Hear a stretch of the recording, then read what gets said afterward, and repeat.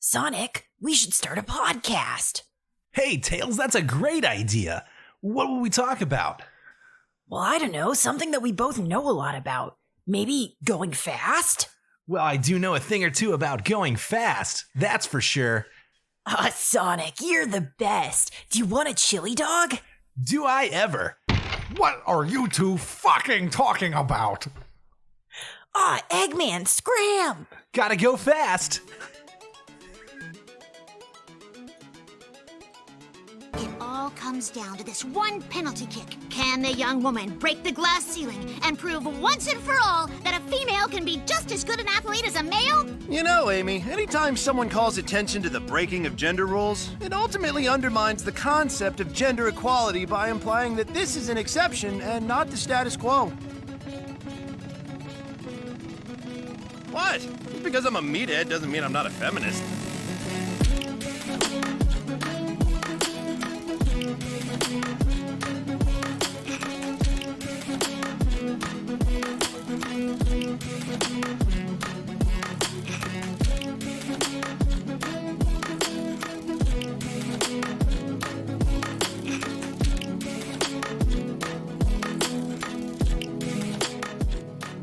Hello and welcome to the Hyperfixation, where my friends come on the show and talk for 35 to 45 minutes about the things that excite them, although that's approximate because I am told that the timer is a lie.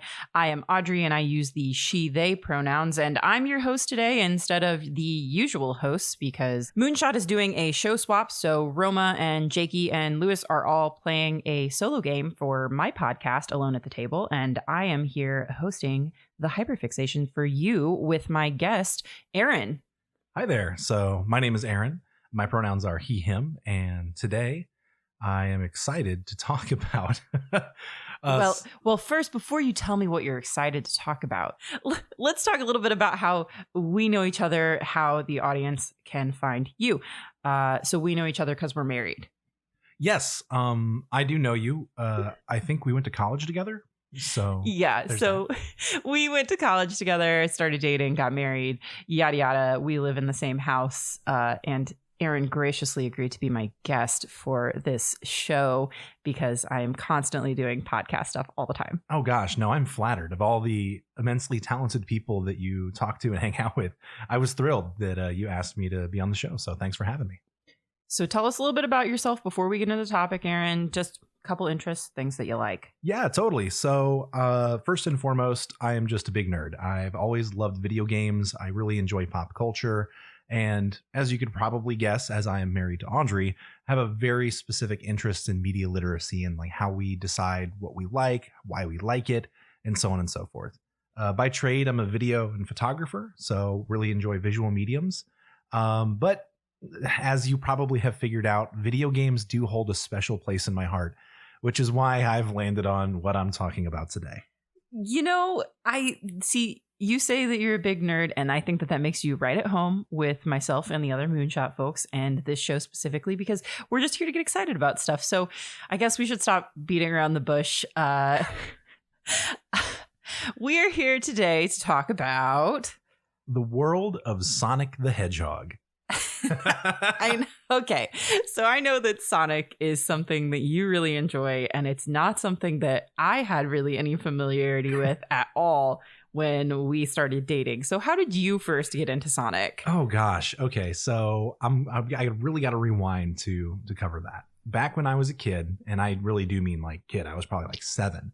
It was before my brother was born, and so I was the only child. But I like to say that I got the younger sibling treatment because my babysitter that I spent 5 days a week with had a son that was just a little older than me.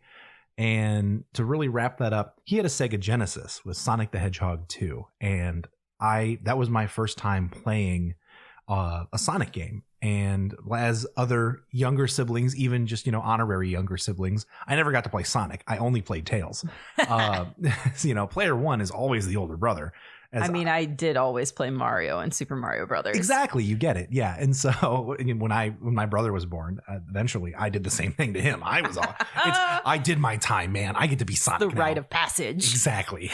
So, but yeah, that was my first taste of playing the game. I've always really enjoyed video games. I had a SNES that I'd play with my dad. But there was something about the left-right platformer, running as fast as I can, that just was super fun. And I remember playing that a lot when I was over at the babysitter's house with Justin, who was a good friend growing up, even though he didn't let me play Sonic. And yeah, it kind of took root from there. I feel like when I was, oh gosh, I'd have to do some math, but after several years of really enjoying that Sonic game, there hit a point in time where I asked my parents if I could buy a Sonic game for my birthday. And that game was the re-release of Sonic Adventure 2 for the Nintendo GameCube. And I know that you love this game because it is the one that you have talked about the most. Yes. It held a very special place in my heart. But also it was an introduction to like the wider world of the characters. And, I joke that Sonic Adventure 2 was my gateway into JRPGs. And what? We'll get to that, but it was something that I really enjoyed and has stuck with me to this day. I'm no longer the fanatic that I think I was. I really peaked in middle school. That is not a phrase. I feel like nobody has said those words in that order before. And nobody ever should. Let me say that my Sonic expertise peaked in middle school. But even to this day, I've always really enjoyed the games. It's something that, eventually I really look forward to sharing with my children. And I really look forward to talking about all this knowledge that's in my brain that has just never left. So, okay, yes. So you have a lot of Sonic knowledge. And I know that there have been a couple times where you have kind of tried to talk me through some of it. And I have absorbed very little. Approximately 0% of it, yes. Okay, I know that he's named Sonic and that he's a hedgehog and that he's blue and his catchphrase is gotta go fast. And also I'm going to take a picture of this wall art that is staring at me right now while we record this. It says Sonic's the name, speeds my game, and has, I think, classic retro Sonic on it. That is correct. That is classic retro Sonic. Hey, I got that much. I knew that. So I knew about Sonic and I knew about Tails, but I grew up in a household where we didn't really play a lot of video games. So we had my dad's NES with Super Mario Brothers and Duck Hunt and like Q*bert and I think a golf game maybe. And that got hooked up like twice a year, tops. And we had like limited computer time. And then it was like my grandma had an N64. And so we didn't really have a lot of access to video games growing up, which meant I missed out on the entire Sonic trend and like side scrollers for a very long time. I mean, not side scrollers because Mario is a side scroller too, but you get what I'm saying. So I was not really familiar with it at all. And then we started dating and I knew that it was something that was a game that you had liked. We didn't talk about video games a ton when we got together, mostly because we were big film school nerds at the time. And so movies and TV were like our big media talking points. But then the Sonic movie was announced. Yes, specifically the Paramount produced feature film with James Marsden. Right. And I mean, okay, Ugly Sonic, I'm sure we'll talk on. It's not Ugly Sonic. Is it Ugly Sonic? Yes, Ugly Sonic. Okay. Yes. All right. So I'm sure we'll touch on that. But you had like a get together with our friends, like everybody went out, had margaritas. Oh, yeah. It was, oh my gosh. So that was actually a lot of fun. And I only have one regret. And that was that we hit the margaritas really hard. And then the movie was really good.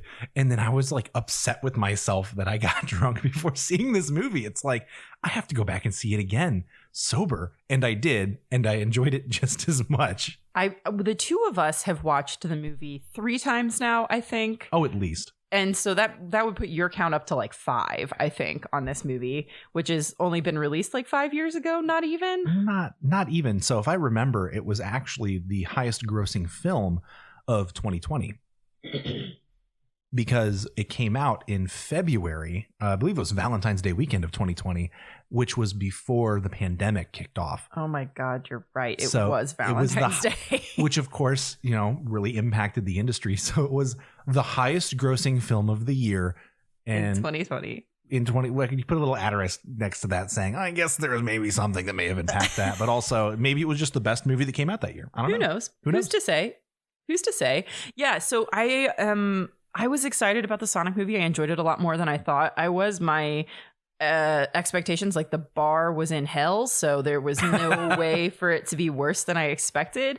And also it was helped by the fact that Sonic was voiced by Ben Schwartz, who I'm sure a lot of people know for like his comedy and for being John Ralphio and Parks and Rec, but I know from his YouTube days and this horrible video called Yeesketball that is still out there. That's YSKETBALL.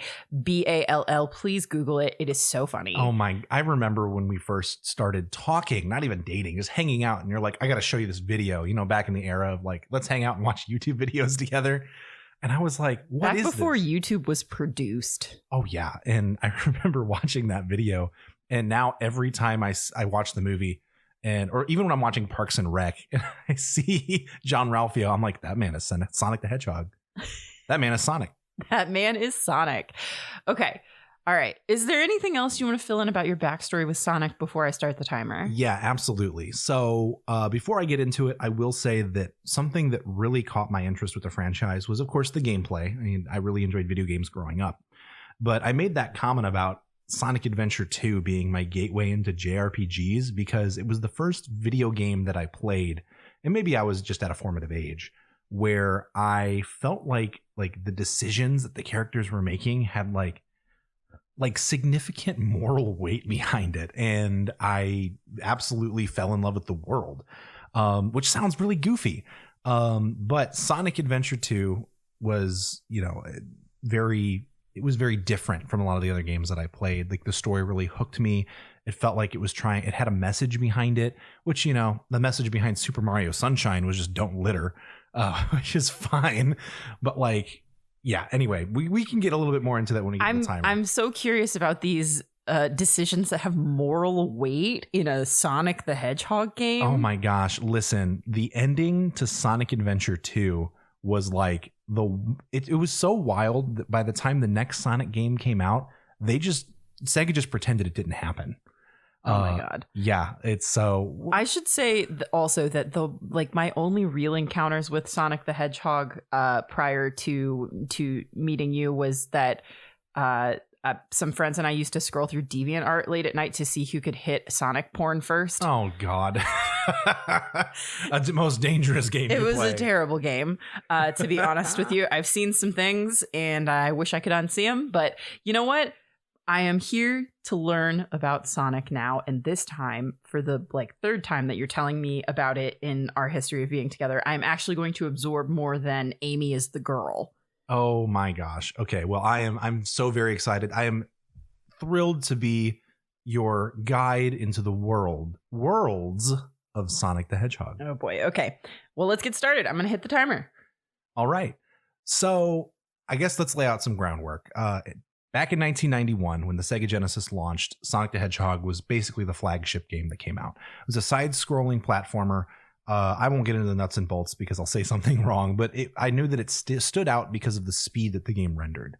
In 1992, when Sonic the Hedgehog 2 came out, it really built upon that.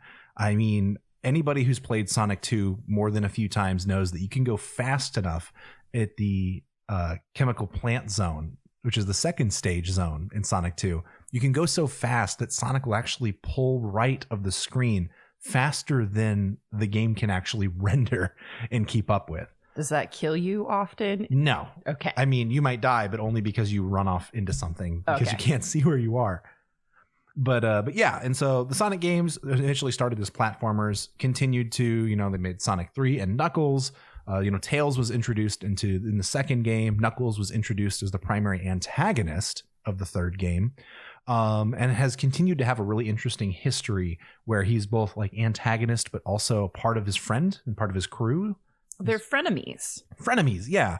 And I found that kind of interesting. And Knuckles is an echidna? That is correct. He is an echidna. Now, don't ask me what an echidna is because I am not I mean, his character design, from what I recall, he is very similar looking to Sonic. So it's the distinction I don't think matters. Yes, not really. But anyway, to wrap all that together, that's like the era of classic Sonic, right? And so, Sonic the Hedgehog 1, 2, 3, there was kind of like the platformer, 2D era games. Were all those like pixel games? Yeah, like the 32-bit style games. And Sure. and of course, you had Sonic eventually break into 3D with Sonic 3D, which is a really tacky, awful game. But all of that kind of stays in the realm of classic Sonic, which is pretty much Sonic and Tails are running to beat Dr. Robotnik because he built some kind of giant machine that is going to end the world. It's a pretty straightforward narrative. I think the plot of the first game is there's a giant ship. I don't know if that's the first game or the second game. I think it's the first one. It's like the Death Star, but it's called the Death Egg. And is that where Eggman comes from? Yes. And so in the original games, he was called Dr. Robotnik as his name. And like Eggman, I think, is something that was originally in the Japanese, vernacular, made a little more sense. But it wasn't until later that they started using Eggman in the North American releases and more international versions of the game. Wait, so is that like actually in the game? Like, does Sonic actually call him Eggman in the games? Oh, I'm so glad you asked. I thought that was a fan thing. Not at all. So in the classic Sonic, he's always referred to as Dr. Robotnik, but like the egg motif is there because he's shaped like an egg. It's kind of his whole thing. His floating robots are shaped like eggs, kind of? No, him as a person. Just him as a person. Yeah, okay. Yeah. All right. Pretty sure just him as a person. But so we've covered classic Sonic. Now let's talk about my favorite era, Sonic Adventure Sonic. So, this is going to tie back into Eggman, you say? Yes, it will. Okay. Because for me, as a North American Sonic franchise enjoyer, when the Sega Dreamcast came out, one of the flagship game was Sonic Adventure. And unlike some of the other ones, I mean, it was a 3D game. So you had 3D environments. It had a story that came along with it. A common trend that has been throughout the game is, in the classic Sonic games, the point is you're starting on screen left, you need to get to screen right, and then you need to hit Eggman so many times that you beat him, and the yada yada, you fight his robot. And it was more of like a backstory thing, that there are like almost like an Easter egg in the classic retro games for you to find what they called the Chaos Emeralds, which were 7 magical gems, each one a different color. They were Dragon Balls. Are there 7 Dragon Balls also? Well, my hyperfixation isn't Dragon Ball, Okay. so All right, I couldn't tell you. Sorry, a little detour there. Little detour, it's fine. But let's just say for the sake of argument that it's kind of like Dragon Balls. Yeah. Sure. And so if Sonic would get all 7 of them, he'd turn into Super Sonic, which is Sonic that's yellow and can fly and is invincible. That was more of like a backstory kind of thing up until through Sonic 1 and 2. In Sonic 3, you actually start off the game as Super Sonic, which is weird because you basically, the inciting incident is that Knuckles punches you in the face and steals the emeralds. Yeah, so I guess maybe not as invincible as I thought, but it's neither here nor there. But with Sonic Adventure, as we enter the Sonic Adventure era, the primary plot of the game is that, hey, there's a awakened ancient creature, and Dr. Eggman or Dr. Robotnik is going to get the Chaos Emeralds to awaken it and control it to take over the world. So you asked about, does Sonic actually call him Eggman? And in one of the first cutscenes of that game where Sonic fights Eggman, he says like, my name's Dr. Robotnik. And he's like, whatever, Eggman. And it's really super tongue in cheek. And honestly, I really recommend go to YouTube, look up Sonic Adventure 1, Eggman cutscenes. And it's horrible. That's okay. I honestly genuinely thought that was just like a fan term for Robotnik.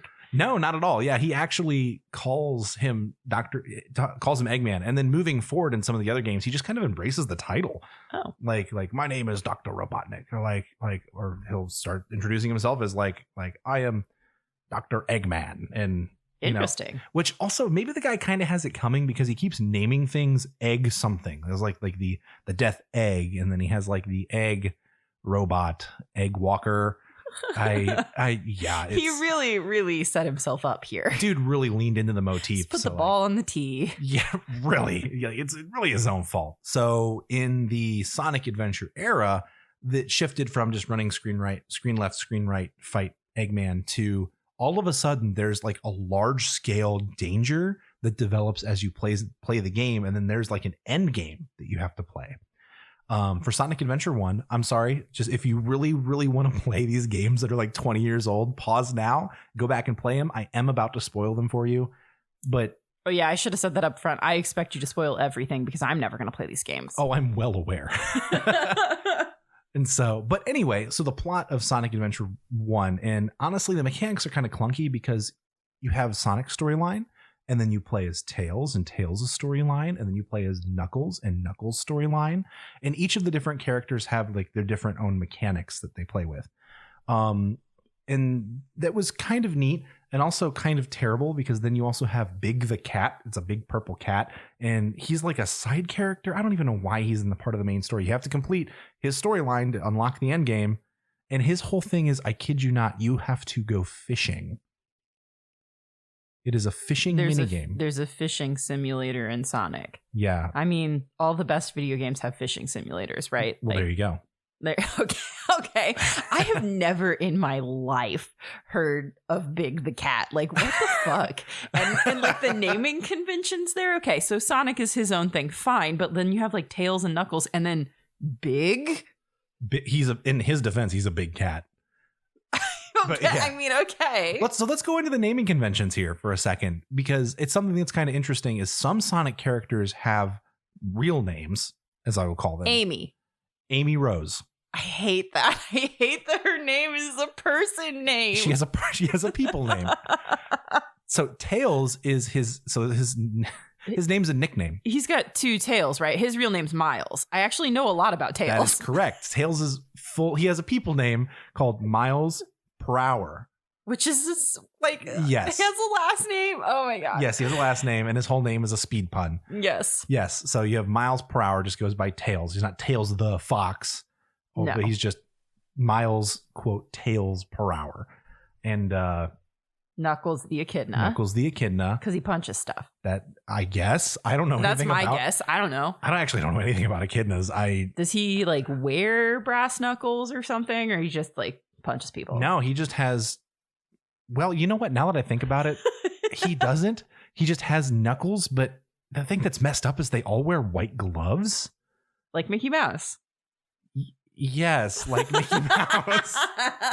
The look on your face when I said that is a tragic yet inaccurate call. Yeah, they all have gloves like Mickey Mouse. Like even Eggman has gloves, which is really weird. And I know that there's a certain point in Sonic Adventure 2, I think maybe the first one too, where you can get a power up for Knuckles, which is literally just brass knuckles. And like you can punch through metal now. I respect that. Yeah, right. Metal as hell. And yeah, so anyway, coming back around to, let's talk about the eras of Sonic. So I talked about retro. I talked about Sonic Adventure, where all of a sudden. Right. And we didn't touch on Sonic Adventure 2 yet. No. And I'm saving that because I could probably speak for an entire podcast length. Just about Sonic Adventure 2. Just about Sonic Adventure 2. Oh, no. So, but to recap all of Sonic Adventure 1 is you play as all these different characters on the hero side. So you get to play Sonic, and at the very end you have to fight. But like the final boss of each one is a different iteration of Chaos, which is like this, which sounds really like awesome and dangerous, but it's really just like if water was a man, like he's just kind of liquid. And every time he gets a crystal, he just gets bigger and more frog-like until eventually he becomes a giant world-eating water dragon. It's really messed up. Yeah. So if you look at no other video outside of listening to this podcast, go watch the like cinematic intro to Sonic Adventure 1. It does a really good job like setting up the world. Like if you think about Sonic, most people are like, oh, running around collecting rings and like through the forest, and yeah, we have to fight robots and mechanical capitalism land. And that's very vaguely what it is. But then all of a sudden in Sonic Adventure, it's, hey, there is a world-ending event that is happening here. And this very, very talented band called Crush 40 records this absolute banger of an intro song. And you're just like, oh shit, what the fuck? This is Sonic? And it was awesome. It's something that I think really resonated with me. And so at the end of Sonic Adventure 1, you have to fight this giant water dragon. And it's one of those things where Eggman is kind of like not even the most valid danger anymore. It's this giant water creature that has sucked all the energy out of the Chaos Emeralds, and now it's like they're used, and now Sonic can't be supersonic, and everything's awful. And I kid you not, the Sonic overcomes the end game by all of these people standing on top of these destroyed buildings because a giant tsunami has destroyed the city. And they're like, you can do it, Sonic. We believe in you. And the power of hope lets Sonic pull out the positive energy in these Chaos Emeralds.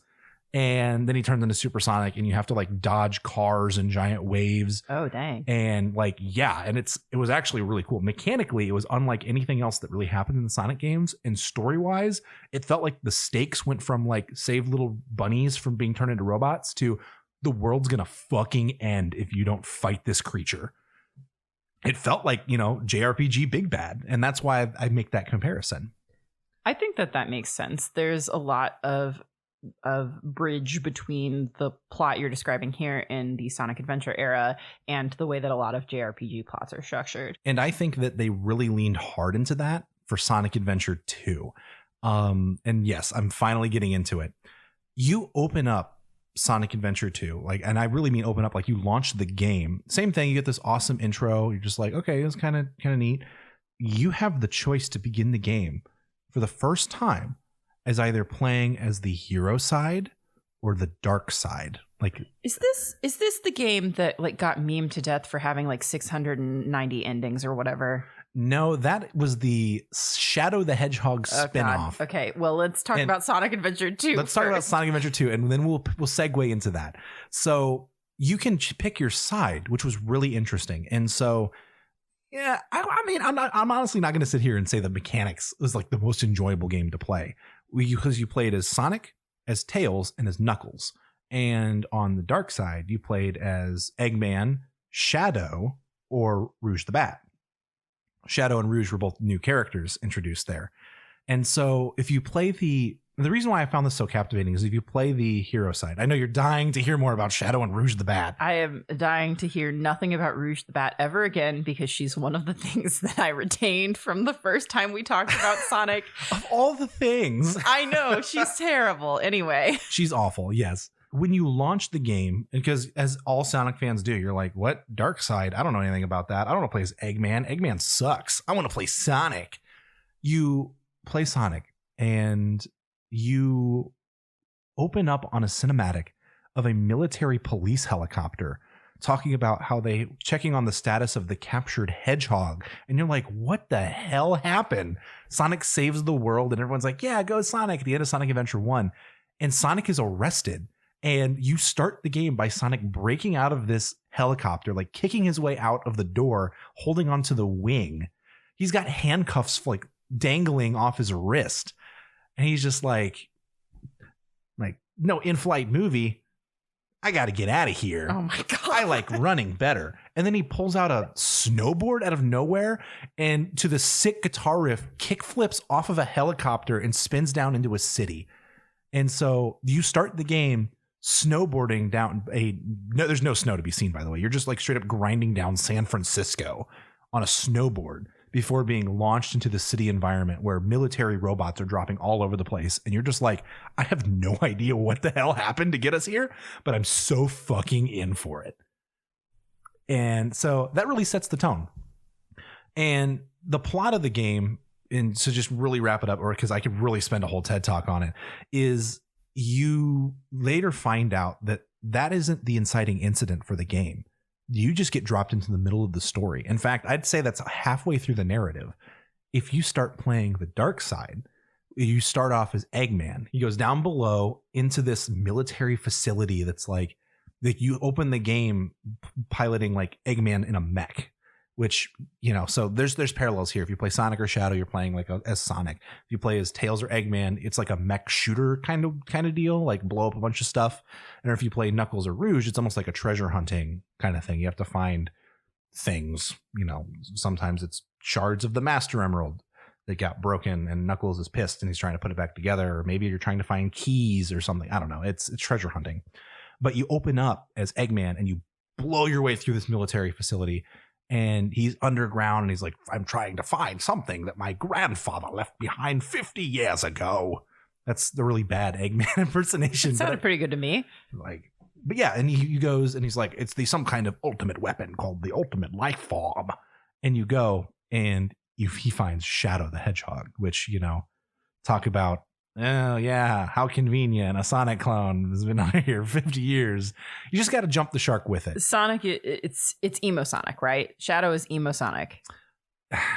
In very short terms, yes, let's go with that. He's emo Sonic. Okay. So works for me. And really Shadow, I argue that Shadow the Hedgehog is actually the main character of Sonic Adventure 2, because really it's his existence and he is the one who drives the plot. Sonic and company just kind of get swept up in it and they're like, let's stop Eggman. But so Shadow awakens and he doesn't have all of his memories, but his backstory is that he was an artificially created life form, and he lived on a space station with Dr. Gerald Robotnik and his granddaughter Maria, and completely isolated from the rest of the world. Like, he's a top secret project.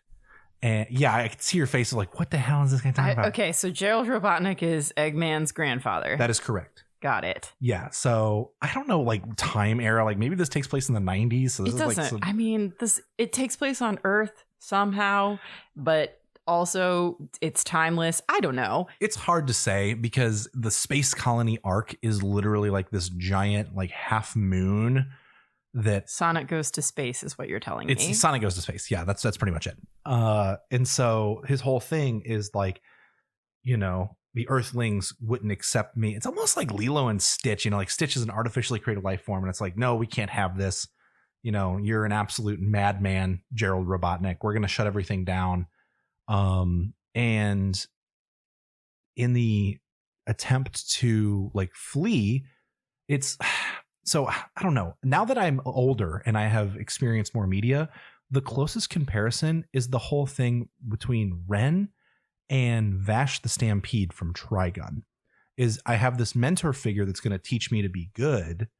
And then something tragic is going to happen. But where Vash is like a good guy and he's fun, Shadow's like, fuck all of humanity. So I hate everyone. What you mean is that Shadow is Millions Knives. Shadow is Millions Knives. Shadow the Hedgehog is Millions Knives. There you go. There's a title. That's it. Open and shut. We're done with this episode. Bye, everybody. Just kidding. No, you think I'm done. No, I know you're not done because we haven't even talked about Sonic media outside of the video games. And I know there's a lot of it. There is. Yeah. And so really what I'm wrapping up to with Sonic Adventure 2 and why it was so interesting is that Shadow is the main character. His whole thing was like, I'm going to help you, Eggman, you've awakened me, and I'm going to fulfill my previous master's goal of destroying humanity, I guess. And so Sonic gets arrested because everyone's like, a hedgehog that runs around really fast and can talk? Yep, that's Sonic. Doesn't look like him, but whatever. We don't know. Let's throw Sonic in jail. And so there's, of course, a jailbreak and all that stuff. But at the end of the game, you go through all this and, the stakes continue to rise. And the whole idea is if you get all 7 Chaos Emeralds on the space station, you can enable a super weapon. And it's assumed to be like a giant Death Star laser. There's a whole cutscene where they blow up like part of the moon and so on and so forth. But the thing that was interesting is when you complete both sides of the story, like when you beat the hero side as Sonic and you beat Shadow in this big rundown during this infinite space station road, it makes it seem like, yeah, we're going to take the last Chaos Emerald and we're going to stop this giant laser from firing. And if you do the dark mode, it's like, haha, we got all the Chaos Emeralds and I throw them all in the machine. And at the end of both of them, there's just this big warning thing that comes up. And if you beat them both, it unlocks a third endgame chapter. In that endgame chapter, you find out that the laser, whatever, that Eggman was going to try to use to hold the world hostage, I guess, is only like a red herring. The actual danger is the real artificial ultimate life form, which is some kind of giant dragon lizard thing that when gained the power of the emeralds can like be dangerous. I don't know. The end of the game ends up with, you have both sides, Sonic and Shadow, Tails and Eggman, Knuckles and Rouge, and they all have to work together because they're all stuck on this space colony that is like, hey, guess what? We're going to destruct and blow up the Earth, and it's going to happen in a few hours. And you're just like, oh shit. Okay. What do we do? Like Eggman has this moment where he's like, this isn't what I wanted. Like, I was trying to take over the world, not destroy it. Now, oh shit.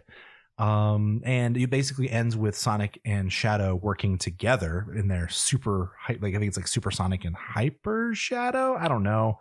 You can Google it. He gets shiny and silver and Sonic's shiny and gold and everybody's happy. And there's this epic space battle as this space station with a giant lizard attached to the front of it is hurtling towards the Earth like a giant nuclear bomb, while this like intense like metal music is playing. You have to fight it together. And at the end of it, Shadow, and I'll put this in air quotes, dies. Okay. He like falls to the earth. He's like, Maria, I did what I could to, follow in your footsteps and forgive humanity. That's my Shadow impression. Would you say that, okay, so Maria is Robotnik's mom. No, so wait, shit. Would you say that Shadow is Robotnik's older brother? Well, I would. So notice so many things here. The whole plot point is Maria fucking dies on the space station. Oh God. And she's like 14, so no. Yeah, she's like, Shadow, be good. And then she like falls over and dies on the console, but it's like Sega Dreamcast era graphics. There's like no blood or anything, but you assume that she just gets shot. I have some regrets about the prediction I made about a game that is 20 years old. That's sometimes it's like that. But either way, like, it's in the part that I say, hey, they tried to cover it all up. They didn't know what to do with the franchise from here. Is after Shadow dies, everybody stands in the control room. Like, the Earth has been saved. The space station is no longer hurtling towards Earth. It ends with this like awesome cutscene where Sonic and Shadow do this like chaos control time warp thing together, and it captures like the whole space station. It was super high stakes. And Shadow falls to the Earth and is assumed dead. But everybody's standing in the control room, and you have this moment while these credits roll and the soft channel music where Eggman and Tails are sitting there like, Eggman's like, was this my grandfather's legacy? Like, I didn't realize that's everything that I've been working towards. And Tails is like, we can find a better future together. And then there's like a scene where like Sonic's like, sayonara, Shadow the Hedgehog. And then like it closes the door. And like, that's the end of the game. And you're like, oh, you're crying because it's so, oh God, emotions. Like, there was morality here, like learning, like being a bad guy, maybe redemption. Yeah. It's the whole, like, I'm just being a villain to be a villain. And then finding out like, oh shit, I'm in over my head. I'm about to end the world. Which is weird that it happened twice for Eggman, but he was kind of a dick the first time. So it worked out. That was really an interesting direction. And I say that because then you have what I like to call the post-Sonic Adventure era. And we're still talking about video games. I am so aware that we are still talking about video games. Yes. And this... No, it's okay. I don't like... And so from here, I'm not going to get into the weeds, but there's just a bunch of like what I like to call like weird adventures. You got like Sonic and the Seven Rings, which is like very much... Yeah, how do rings factor in? Like, what are they? Well, they are rings. I know that. Are they currency? Do they like power him up? Kind of like in the original games, you have to pick up the rings because if you get hit and if you have rings, your rings spill everywhere, but you don't die. If you get hit while you have no rings, all you need is one. But if you get hit while you have no rings, like you die. Oh, okay. So they are like sort of life force. Yeah, kind of like just kind of a general, oh no. It's kind of like a health mechanic, really. Okay. Yeah. No, I was just curious what they were. Yeah, no, totally. And maybe there's a better explanation here or there. But Sonic and the Seven Rings. Yeah, you have the stuff where he's like exploring some like Middle Eastern folklore. You have like Sonic Unleashed, where he's like a werewolf. You have, oh God, and there's Sonic, what we call Sonic the Hedgehog 06, which was a PS3 2006 release where it was like produced by Square Enix, and the only thing you need to know about it was the game was like literally the worst game ever produced ever. And there's a weird kiss scene between a very human person and a very Sonic Hedgehog, and it's really messed up. Excuse me, what? Yeah, I'm just gonna invite you to go look that up on your own. Oh, great! I don't want to, but I will now. I will have to. Listen, some people are into it. I just was not a part of that demographic, so okay, it is what it is. So then. 2 follow-up questions. Wait, are we to the present with Sonic video games? Yeah, more or less. I mean, there's like one that everybody's been playing lately, right? That is cool, maybe. the The murder of Sonic the Hedgehog. No, I mean, that one is obviously cool. And yes, you need to play that one. But there's like a... Oh, you're talking about Sonic Frontiers. Yes, that is what I'm talking about. Yeah, so Sonic Frontiers, I haven't played myself, but I do find it to be really interesting because the concept of an open world Sonic game is something that's never really happened before. Sonic's whole thing is go really, really fast in one direction, right? And so even when we made the jump to 3D, you just go really, really fast in one direction. That feels really good. From what I hear, they did a really good job taking that same type of gameplay and just covering it over a huge map. And part of that is, we have the software, the hardware to kind of render that kind of stuff in real time. We've come a long way from Chemical Plant Zone number 2 going so fast that Sonic doesn't render properly. The environment doesn't render properly around him. But yeah, and so I think that's the most recent Sonic property. And then over the last 10 years, I will just say it's been difficult to be a Sonic fan on the game side because there's been a lot of really not good games. Whether it's because like the plot is goofy and things definitely post Sonic Adventure, like they just didn't have anywhere to go. They put the stakes so high with these world ending events that it was like, what are we going to do? Like, let's just do some spin-off games and see what happens. Some weird stuff. Yeah. Let's do some weird stuff. Some spin-off games. So Shadow's spin-off game, the Emo Sonic spin-off game. Little middle school Aaron was so excited. Little middle school Aaron was so excited when they announced that Shadow was getting his own game. And I remember the trailer because this was back in the era of E3 playing on Tech TV. And I had to have a phone call with my best friend, and as we were watching TV together. Oh my God. As this was announced. And they played this produced cutscene where like Shadow is like, the city is like in chaos. These aliens are invading. And it's another like, oh God, like we haven't seen another like world ending event since Sonic Adventure 2. Aliens are invading and Shadow is riding a fucking motorcycle and he has a machine and he has a pistol and a machine gun and he's just like jumps around. Guns? They give Shadow a gun is the game. Yes.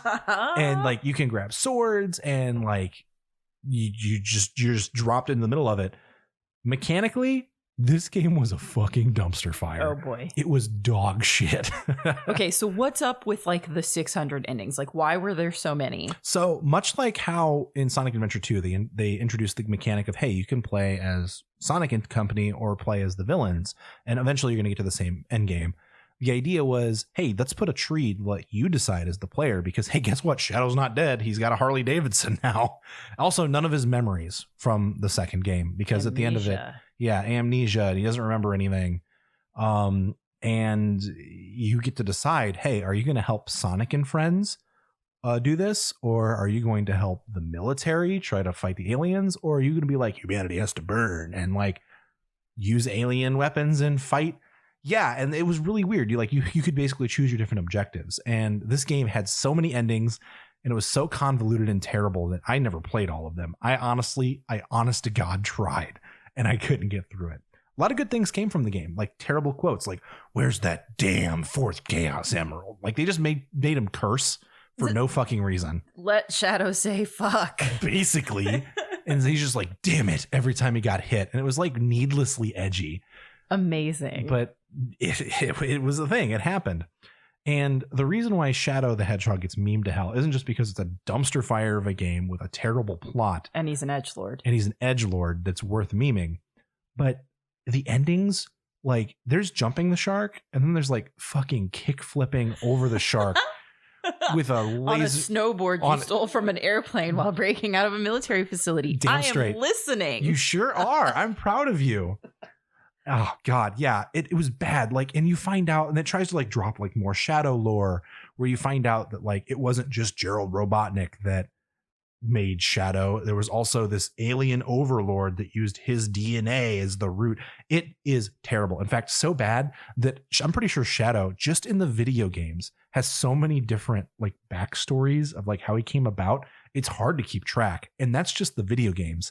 I've spoken for quite a while now, and I haven't even talked about the expanded Sonic universe. I am so nervous to talk about this. So so there's what? Comics and TV show and obviously the movies? Sure. Well, so let's wrap it all together. So we have the video games, like the classic era video games, which is kind of like what I like to call the retro Sonic world.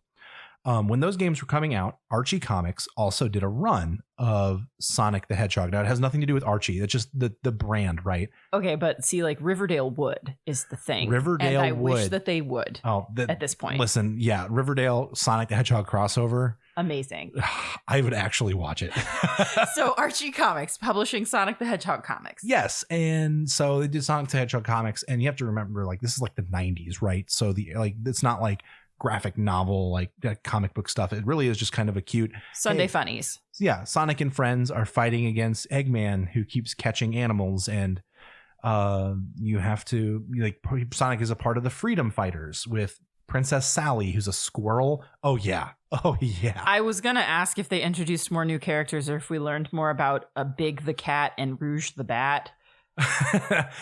So no, unfortunately. I'm pretty sure they end up making appearances, and as they release the characters in the games, they found ways to pull them in to the comics. Now, I will admit, first and foremost, I don't know the full length of the comics. I read like the first 20 volumes because I was really interested.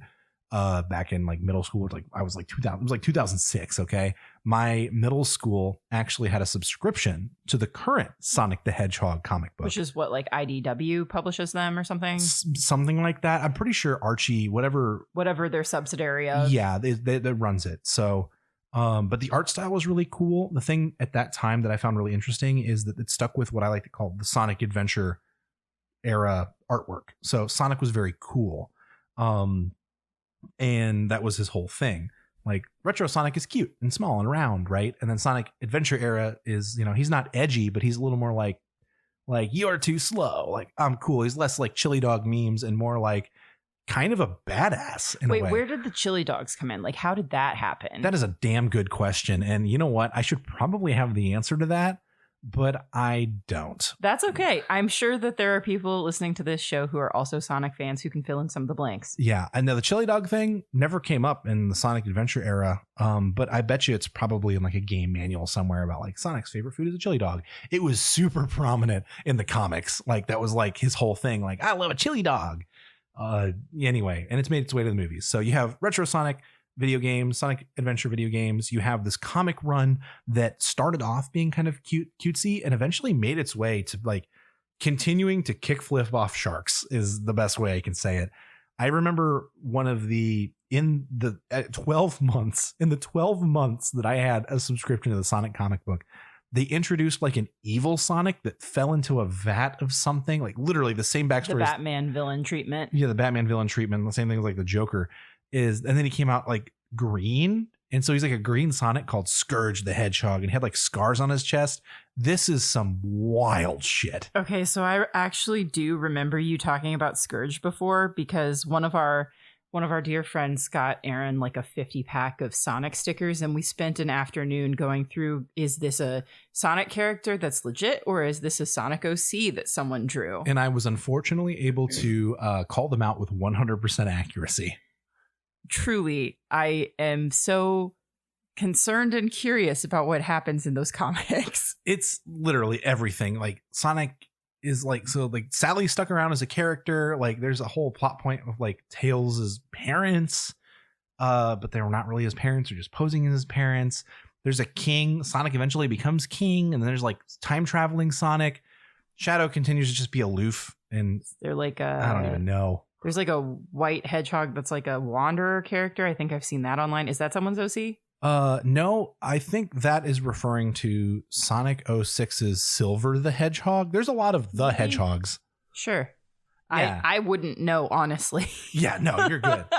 But yeah, and so oh my gosh, I like, there's so many like the Hedgehog and like Blaze the Cat and Jet the Hawk that get introduced in this weird like post-adventure, we're just gonna fuck around okay era. So there's a hawk, so we're moving away from mammals now. Oh yeah, we're moving away. There's an entire like bird, not a biker crew, but like, so Sonic Riders was like a hoverboard racing game, and which once again has stupid stakes. It's like you're gonna race, but also we're racing to the Kingdom of Babylon. Death Race 2000 Sonic. Yeah. They get wild. And it just, yeah. And pretty much everything that happens in the video games somehow gets tied back to the comics. I made no attempt to continue following because they just went everywhere. But that's not all. And then we have our visual medium, Sonic, right? So obviously everybody knows about Sonic the Hedgehog and Sonic the Hedgehog 2 with James Marsden. Which I really enjoyed. Yes. And Jim Carrey as Eggman. Which he was absolutely incredible. Like, if that's the last role he plays and retires, like, hats off to you. He was so perfect. He did such a great job. But you have those, like the cinematic universe, right? The Sonic cinematic universe, if you want to call it that. It sounds like they're going to make a spin-off show with Knuckles too. And so that's in the same universe.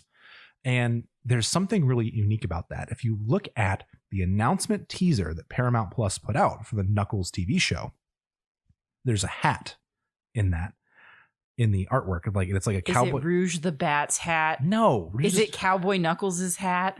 I don't even know how to answer that. Maybe. I don't know. I've seen pictures of Knuckles with a cowboy hat. That's all I know. And that's something that is kind of a callback to retro era.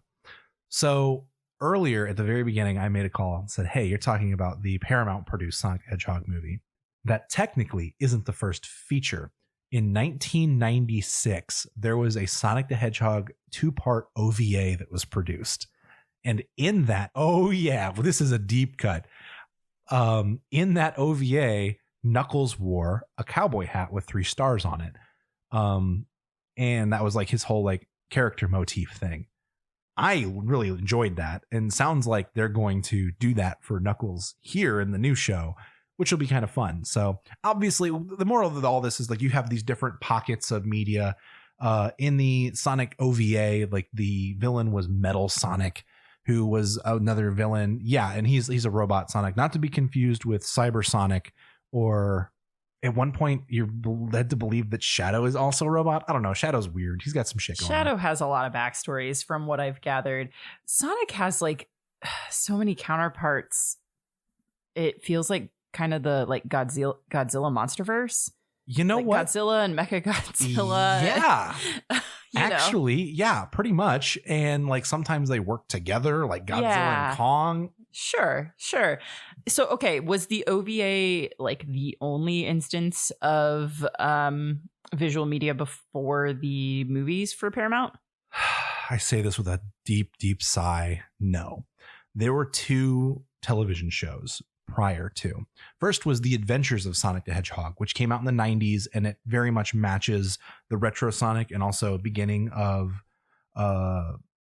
the matches like retro Sonic and kind of like that beginning of the Archie Comics run, where it's kind of like Sonic is a part of the Freedom Fighters and we're just going to fight Eggman, who's just kind of this corny villain. And it was the era of television where like at the very end there'd be a PSA where Sonic's like, don't touch the oven, kids. Like, it was called Sonic Says, and yeah, it was exactly just like that. Don't talk to strangers. Don't eat a chili dog off the road. And it looked both ways. It was bad. But I woke up in the mornings at 6:30 a.m. as a young child to watch it because it was what I had, right? This is before YouTube. There's a Sonic show. I'm going to watch it. And I won't touch the oven. Thanks, Sonic. And then we have the 4Kids era, which most people know, like 4Kids was like the era of like Yu-Gi-Oh! And there was like the North American production. Oh, sure. Yeah. And so you could get you're there. Like, it's not the real Yu-Gi-Oh! Anime. But they also did a Sonic show called Sonic X. It had a terribly catchy theme song that I really enjoyed as a kid. And I look back on it, I really cringe now. And I think it ran for 2 seasons, maybe 3. If it ran for 3, it didn't deserve a 3rd. Oh, God. It was bad. And the plot is that there's a young, whiny little shit named Chris who's basically like, I wish I had a friend. And then Sonic falls through a portal and lands on Earth. And it's canonically established that Sonic can't swim. Like in the original games, if you're underwater, you have to try to get like breathe bubbles because you're going to fucking die. And then in the Sonic games, like if you fall underwater, same thing, you're going to fucking die. So Sonic lands in Chris's swimming pool and is about to die. And this 10-year-old kid like jumps in and saves him. And Sonic's like, we're friends now. And through the entirety of this TV show, Chris is just a whiny little shit, like the most unbearable, horrible. And he's just a human kid, right? But the plot of the Sonic game is like the Sonic characters are falling here into the world, and like they're finding each other. And also Eggman's like, a new world, I'll take over. I'm pretty sure that like the second season or the last season, like the whole plot is we're going to go through space. It was bad. It was really bad. But the worst part about it is that they drew Sonic with only 3 spines, and it was a really bad look. Okay, so I have seen many Sonic memes. Do you know the one where it's like Eggman comes in and he's like, "What the fuck are you talking about?" What is that from? That is specifically from the comics. And I will say that does happen. But that has been altered, of course. He doesn't come in and say fuck.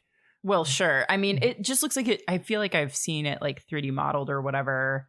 Maybe I'm imagining that. Maybe. Oh my God. Well, first of all, I will say that the Sonic community gets shit posting right. Like if you, I mean, there's the like derpy Sonic online drawing that made it into the movie, right? Oh, Sonic. Oh no. Talking about Sonic. Yeah. Oh, it's like, gotta go fast. And, that's actually a really interesting cultural point is, Sonic appeals to, young kids, to adults. Many of us grew up with the media. And so we have artwork. Some of us have OCs. I mean, I remember learning how to draw Sonic and like thinking it's really weird that he has like one giant eyeball with 2 pupils and like not knowing how to process that. But yeah, a lot of really fun stuff's come out of it. Now, some of the stuff is weird Rule 34 shit that you and your friends late at night try to find on the internet. Like, we don't kink shame. You do what you want to do. Yeah, exactly. Nothing wrong with it. And then you have really bizarre stuff. Like there's like a meme that I saw not too long ago that was like baptizing a chow, which is like this little creature. Oh yeah, and it's like Knuckles holding him. I'm pretty sure I sent you that one. Yes. And it's like no, it's Crystal Pepsi. It's Crystal Pepsi. It's Knuckles and Victor the crocodile, the alligator. I don't know. There's a lot of Sonic characters. So many characters. It's so hard to keep track. But yeah, and I will just say they just do shit posting right, and that kind of comes full circle. I'm not really big on social media, but if you follow like specifically like the Sonic the Hedgehog social channels, like Twitter and Facebook, they just shit post. That's all they do is they take memes and garbage and just say, oh yeah, I'll just do it. Like, whatever. I mean, the Murder of Sonic the Hedgehog is a real full point and click murder mystery game that you can play that they dropped for free on April Fool's this year. So yeah. And that was an official release from the Sonic That game. is canonically an official Sega release. Which I love. Which is fun. And that's the thing is that, there's a lot of properties out there that take itself really seriously. Sonic Adventure, like I said, went really extreme into like the JRPG level whole scale altering event. And then it was just like, all right, Sonic's just going to fuck around and find out. Like, he becomes a werewolf. He's a knight. He's gonna go fight a genie. Like, I don't know. It gets weird. The games got weird, but the fans, like, we just kind of embraced the weird and ran with it. Sonic pun there. It was enjoyable. And the thing that kind of wraps this whole thing around for me is that, why did the Sonic games appeal to me? And the common thread through all of them, regardless of the stakes and regardless of, the bad writing and mechanics, is that Sonic was cool and Sonic wanted to do the right thing. And so that really resonated with me when I was a young kid in my formative years. And as I grew up with the characters, I didn't mind that things were goofy and wild because they were fun and Sonic was just fun. I thought Sonic was cool. I wanted to be like Sonic. I wanted to do the right thing and say fun catchphrases. And, oh God, now I'm having this epiphany that Sonic the Hedgehog has really influenced how I play D&D. Just a formative influence on you as a person and the characters you like. Yeah, I suppose so. But yeah, and that's the whole thing is, you go from Sonic running around just trying to like break robots to free the little bunnies and rabbits out of it to Sonic, flying in space to stop a giant nuclear space station from blowing up the Earth.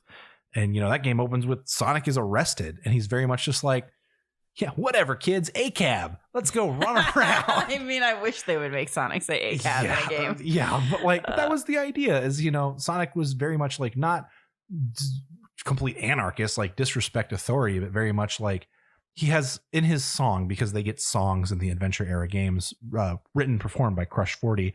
Like the whole song is like, it doesn't matter who's wrong or right, as long as, you're doing what you believe is right. And that's a pretty common theme for the character and something that's continued, whether he's fighting in space or he's surfboarding in Babylon for hell knows what reason. All right. So I am trying to think if I have any more questions, but we covered, I think, the majority of them. Did you have anything else you wanted to tell me about Sonic today?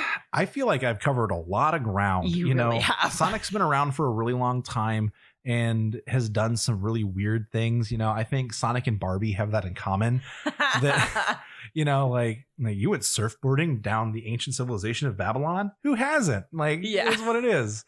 But overall, it's very lighthearted. It's fun. It's something that's come full circle and is well aware of how tongue in cheek it is.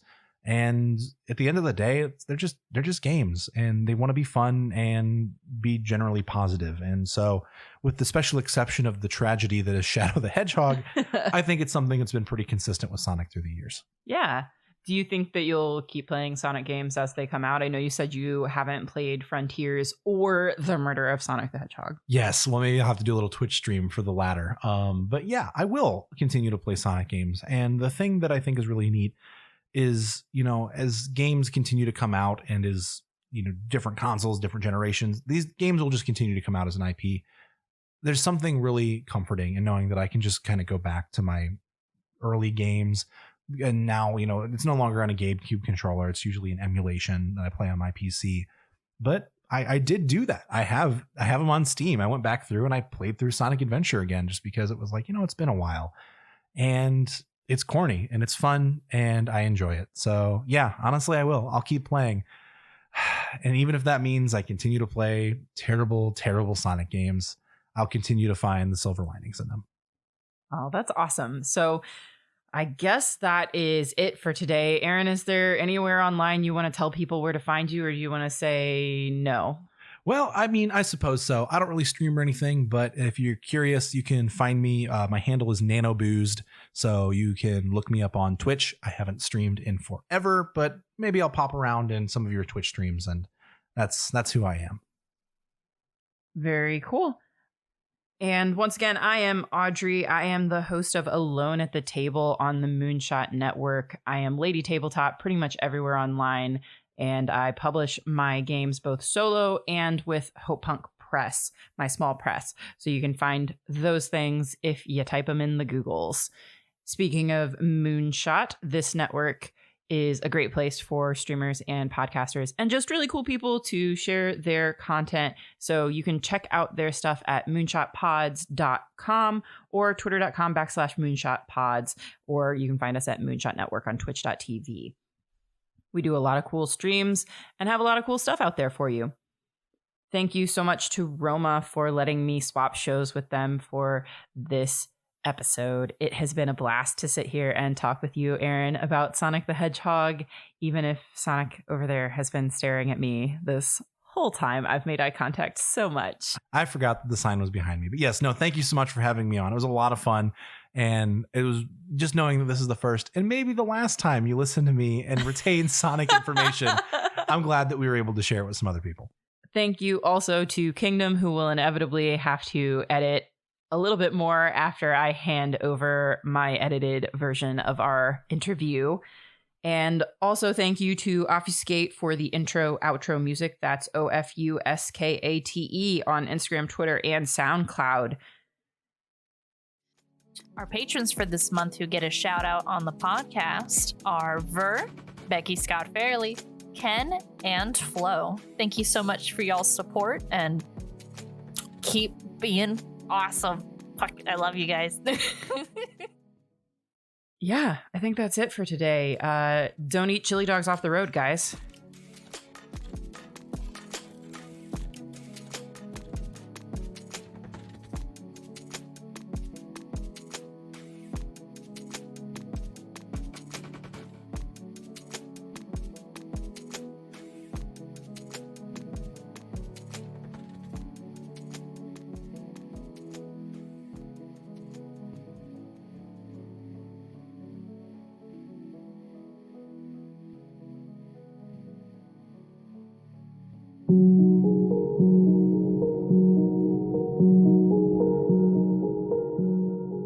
Journey to distant realms. Explore the furthest reaches of the universe. Survive deadly dangers. Experience matters of the heart and more in a new actual play podcast. Join me, Audrey, That's right, just me, as I play tabletop games designed for one player. From journaling games to tarot games to even games that take me outside, I'm bringing you along for the ride. Join me for every episode of Alone at the Table,